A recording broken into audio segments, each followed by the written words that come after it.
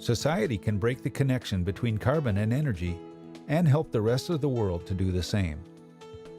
Let's look at 3 actions that society could take to make a difference for our families in the United States. The first is carbon capture and storage. 70% of our electricity comes from fossil fuel power plants. The carbon released in making this electricity happens at the plant.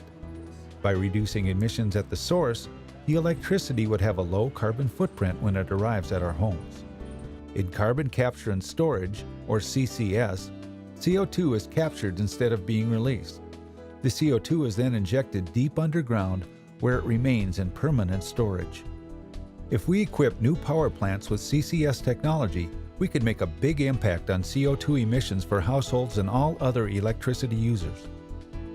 The carbon footprint from electricity at homes served by these CCS plants would shrink dramatically. China and India are rich in coal reserves, and they are building hundreds of new coal-fired plants.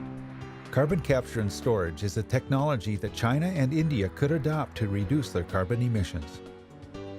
The same kind of reduction could be accomplished if we greatly expanded the role of nuclear for generating electricity. Expanding wind and solar power could also provide a portion of electrical needs, especially for peak loads. However, we would have to increase the use of wind and solar many times over to make a significant impact on carbon emissions.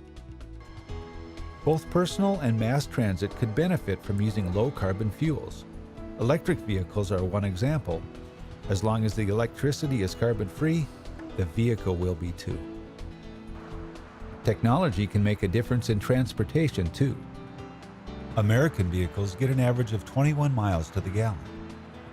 Increasing efficiency is the #1 way to make an impact on transportation.